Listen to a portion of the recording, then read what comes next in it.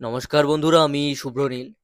Filmfare অ্যাওয়ার্ডের মঞ্চে বা award পেতে কিন্তু সৌমিত্রিষাকে দেখা গেল না। স্বাভাবিকভাবেই প্রতিবারের মতন একদল মানুষ মজা করেছে, একদল আক্ষেপ প্রকাশ করেছে, কারুর কারুর মেসেজ আমার ইনবক্সে ঢুকেছে।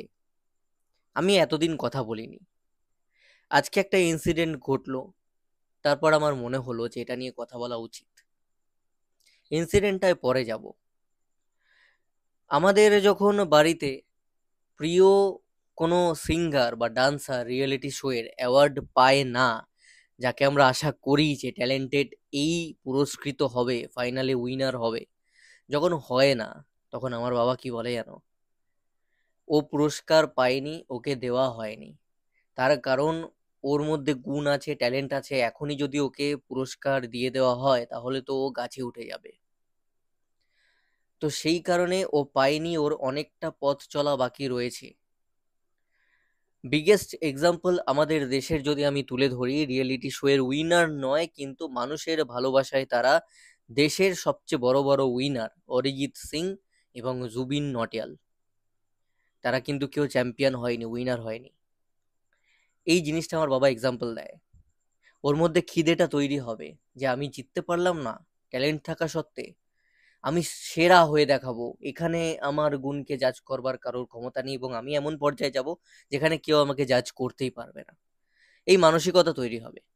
আর জিতেই যদি গেল তাহলে তো সে ওই টাকা নেবে, 1 লাখ টাকা, 50,000 টাকা, 80,000 টাকা, তারপর গিয়ে স্টেজে গিয়ে নাচ গান করবে, এই জায়গায় দাঁড়িয়ে যাবে, 1 বছর 1.5 বছর চলবে। সেই খিদেটা আর তৈরি হবে না যে আমাকে একটা সিঙ্গারই হতে হবে প্রফেশনাল, এটাকে আমি প্রফেশন বানাবো এবং দেশে একটা পজিশনে আমি যাব। এটা একটা এক্সাম্পল আমি দিলাম। এবার ইনসিডেন্টে চলে আসি। ইনসিডেন্টটা হলো, আমার বাড়িতে যেহেতু প্রচুর সেলিব্রিটির সাথে আমার ছবি রয়েছে, আসলে আমি তো কোনোদিনও ভাবিনি কাউকে চোখের সামনে থেকে দেখব, কিন্তু হয়েছে ভগবানের আশীর্বাদে। এবং আমার 2-3টে প্রফেশন রয়েছে, ইউটিউবটা আমার আর্নিং একমাত্র সোর্সও নয়। আমার বাড়িতে এই ছবিগুলো দেখে, আমাদের বাড়িতে একটা কাজ হচ্ছিল অ্যাকচুয়ালি আজকে। তো ওই ধরে নাও একজন মিস্ত্রি বা লেবার বা ওয়ার্কার, যেটাই তোমাদের ভাষায় বলবে সম্মানের সাথে, তিনি কাজ করছিলেন। তখন তিনি এই ছবিগুলো দেখে আর কি আটকে ওঠেন যে বাবা, এত বড় লোকজনের সঙ্গে কি ব্যাপার দাদা, আপনার আর্নিং সোর্সটা কি, কিভাবে আর্ন করেন, কি কি রয়েছে, কি কি হয়, সব জানলো। অ্যান্ড তার পরবর্তীতে আমার মায়ের তো একটা আনন্দের বিষয়, আমাদের বাড়িতে অঙ্কুশ ঐন্দিলার মতন তারকা এসছে, অর্ণব ভদ্রের মতন অভিনেতা এসছে, এক্সেট্রা অনেকেই আরো। আহ, দুর্গাপুরে আসলে বেশ কিছু স্বনামধন্য মানুষের ব্যক্তিত্বের পায়ের ধুলো আমার বাড়িতে পড়ে, এটা সৌভাগ্য। তো গর্বের সাথে সেই সমস্ত ব্যাপারগুলো আমার মা বলছিল আনন্দের সাথে যে এই এসেছে, কি ভালো ব্যবহার, কি সাধারণ, আমরা কেমন ভাবি, যেটা হয় আমাদের সাধারণ বাড়ির বাবা মার, যেটা হওয়া উচিত অ্যাকচুয়ালি, যেহেতু বাড়িতে আসছে অত বড় বড় মানুষ। তো সেই জিনিসগুলো বলে আর কি। তো যেই সে শোনে আমার বাড়িতে অর্ণব ভদ্র এসেছিল, মানে যে মিঠাই ধারাবাহিকে সৌমিত্রিষার কাকার ভূমিকায় ছিল, আলাদাই একটা এক্সাইটমেন্ট লক্ষ্য করলাম। এবং সেই জিনিসটার জন্য আরো বেশি করে আজকে এই ভিডিওটা বানাতে বসা। সে বলছে, মিঠাই আমি প্রথম দিন থেকে শেষ দিন অবধি শেষ করেছি, প্রথম দিন থেকে শেষ দিন, যেখানে যা কাজ থাকুক, বাজার সবজি দরকার হয় ক্যান্সেল করে দিয়েছি, মিঠাই দেখতে হবে। কোনো কাজ ধরা আছে, কন্ট্রাক্ট আছে, সন্ধেবেলায় যেতে হবে, না সন্ধেবেলায় যেতে পারবো না, মিঠাই দেখবো। তো এই জিনিসটা আজকে মোটামুটি 2 বছর হতে যাবে। মে মাসের একদম শেষে, সম্ভবত 30/31 শেষ হয়েছিল 2023 সালের। 2 বছর হয়ে যাবে মে মাস আসলে, মিঠাই ধারাবাহিক শেষ হয়েছে। আজকেও মানুষের চোখে মুখে এরকম উন্মাদনায়, এক্সাইটমেন্ট তারা প্রকাশ করছে। এবং সে ভীষণ খুশি যে মিঠাইয়ের ধারাবাহিকের একজন অভিনেতা আমার বাড়িতে এসেছে এবং মিঠাইয়ের কাকা, সেই কাকার চরিত্রে অভিনয় করেছিলেন অর্ণব ভদ্র। এবং তিনি আমার খুব গুরুত্বপূর্ণ দাদাও বটে। অর্ণব দা হচ্ছে এমন একজন অভিনেতা যে মোটামুটি বাড়ির রিলেটিভ বললেও ভুল হবে না, এরকম সম্পর্ক, মানে এতটা জায়গা আছে আমাদের মধ্যে। এবং দাদাও যথেষ্ট ভালো, ফোন করে খোঁজ নেওয়া, ইনফ্যাক্ট আমার মায়ের খোঁজ নেয়, মায়ের সাথে কথা বলে ফোনে, তো অনেক বড় পাওনা এগুলো, বিশাল বড় ব্যাপার। তো এই জিনিসগুলো, এবং যখন তার কথা উল্লেখ করলাম, বললাম এরকম সম্পর্ক, এরকম মানুষ, এরকম বড় বড় সিনেমার পার্ট গর্বের সঙ্গে যখন বলছি, থেকে গেছেন যখন বলছি, তখন তার মধ্যে একটা আলাদা এক্সাইটমেন্ট, এবং বললো পরে যদি আসে তাহলে দেখা করিয়ে দেবেন। তো এই যে জিনিসটা কন্টিনিউ হচ্ছে না, বিশ্বাস করো ফিল্ম ফেয়ার লাগে না। এবং আমি যখন সৌমিত্রিষার সঙ্গে আমার 3টে ছবি দেখালাম, সে আলাদাই, মানে সে সৌমিত্রিষার সঙ্গে আমার ছবিটা দেখছেন, আমার মুখের দিকে একবার করে তাকিয়ে নিচ্ছে, ছবিটা মিলাচ্ছে, মানে তার কাছে অবিশ্বাস্য লাগছে। এটাই তো প্রাপ্য, এটাই তো প্রাপ্তি সৌমিত্রিষার।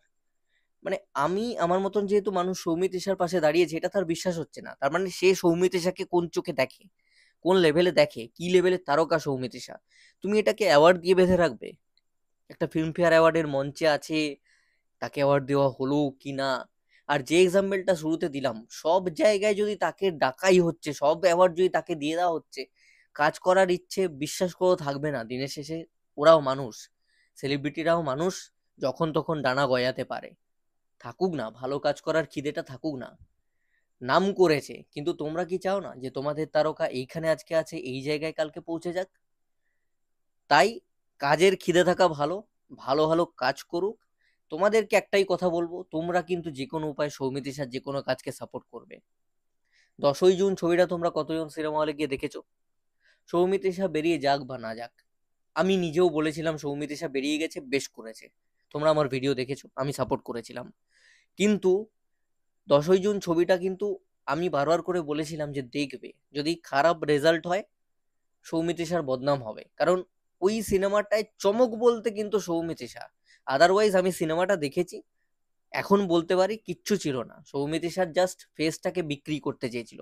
শুনতে খারাপ লাগবে, কিন্তু ওর পপুলারিটিটাকে এনক্যাশ করতে চাওয়া ছাড়া এই ছবিতে নেওয়ার মতন, বা সৌমিত্রিষা কেন করতে গেছে আমি জানি না, কি রিজন ছিল এই ছবিটার সৌমিত্রিষার করার পেছনে, কোনো মানে হয় না সৌমিত্রিষার তরফ থেকে। এবং ওরা তো বিশাল প্রফিটে বিশাল লাভ করে নিয়েছে সৌমিত্রিষাকে এই ছবিতে কাজ করি, এটুকু আমি বলবো। কিন্তু আমি যখন বলেছিলাম যে এই ট্রেলারটা 10ই জুনের বা টিজারটাও ট্রেন্ড করছে, তো তোমরা যখন বুক মাই শোতে খুলবে, ইন্টারেস্ট রেটটা গিয়ে একটুখানি ইন্টারেস্টেড, আই এম ইন্টারেস্টেড দিও। তোমাদের অনেককে আমি সেই সময় বলেছিলাম, অ্যান্ড আমি চেক করেছিলাম বলার পর, আমার ভিডিওতে 3-4 হাজার লোক তো দেখছে, কিন্তু ওখানে গিয়ে ইন্টারেস্টে কিছুই সে করতে পারেনি। আমি যখন কথা বলেছি তখনও সেই 30 জন না 40 জন ছিল, তারপর ওটা 60 না 70 হয়েছে। এটা কোনো কথা হলো? তোমরা সাপোর্টটা ওখানে গিয়ে দেখাও, ইন্টারেস্ট রেটে বাড়াও। দেখো স্টার কখন স্টার হয় জানো তো? যখন একটা ফ্লপ বাজে ছবি ওই স্টারের নামে বেরিয়ে যাচ্ছে। দেবদার বহু ছবি রয়েছে, শাহরুখ স্যারের বহু ছবি রয়েছে যেগুলো খুব খারাপ ছবি, নিম্নমানের।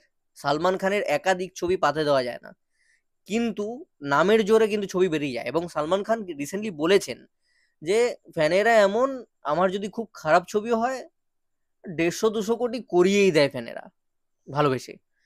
তো উনি স্টার বলে তো করিয়ে দিচ্ছে। তো স্টার তো হয়েছেন, ওই স্টারটা হয়েছেন বলেই তাকে নেওয়া হচ্ছে খারাপ ছবিতেও, যে এর নামের জোরে বেরিয়ে যাবে। তো তোমরা তো স্টার সুপারস্টার হিসেবে দেখতে চাও, তার ফ্যান হিসেবে, তার লয়াল ফ্যান হিসেবে সৌমিত্রী স্যার। তো তোমরা ওই দায়িত্বটা নাও যে আমরা সিনেমা হলে যাব, আমরা ইন্টারেস্ট রেট দেবো, আমরা ভালোবাসা দেবো, বুকমাই শো হোক, সমস্ত জায়গায় ওয়েব সিরিজ আসলে কন্টেন্ট দেখবো, সাবস্ক্রিপশন নেবো। কারণ আমি জানি সৌমিত্রী স্যার ফ্যানদের প্রচুর টাকা, মানে সেই কারণে আমি সাবস্ক্রিপশন নেওয়ার কথাটা বলছি। মানে হিউজ ফ্যান বেস, বড় লোক ফ্যান বেস ভাই, যা দামি দামি গিফট দিয়েছে, আমি সব খবর পেতাম তো, ভালো লোক কি স্টুডিওতে কি সিকিউরিটি হোক বা অন্যান্য আর্টিস্টদের থেকে সব শুনতাম, ঠিক আছে? মিঠাইয়ের প্রতিটা শিল্পী প্রচুর কিছু পেয়েছে, মানে যে লেভেলে বড় বড় লোক সব ফ্যান আছে আর কি ওদের। তো সেই জন্য বলবো সাবস্ক্রিপশনটা নিয়ে নিও, এদের যখনই যা কাজ আসবে সাবস্ক্রিপশন নিও, ওইটা সবচেয়ে বড় গিফট ওদের কাছে।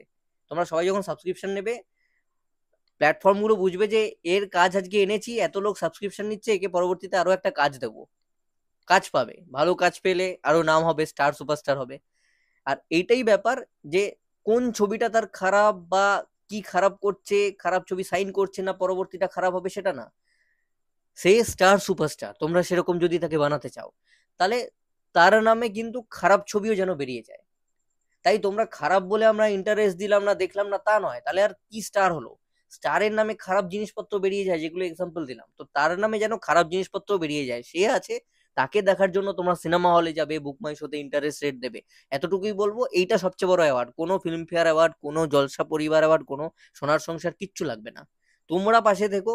এবং আমি এটা বলি যে কোনো ফ্যান বেসকে, তোমরা স্টারের পাশে থাকো, কোনো অ্যাওয়ার্ড দিয়ে তাদেরকে সন্তুষ্ট করবার দরকার নেই। বড় বড় স্টার, মেগা স্টার যারা রয়েছে ইন্টারন্যাশনালি, তারা দেখবে ভালো কোনো অ্যাওয়ার্ডের মঞ্চে, অস্কারের মঞ্চে তারা অস্কার পায় না, নোবেল পায় না, কিচ্ছু পায় না। নোবেলটা অবশ্য যাই হোক, আমি সিনেমার দিকে আনছি না, আমি এক্সাম্পল দিলাম আর কি।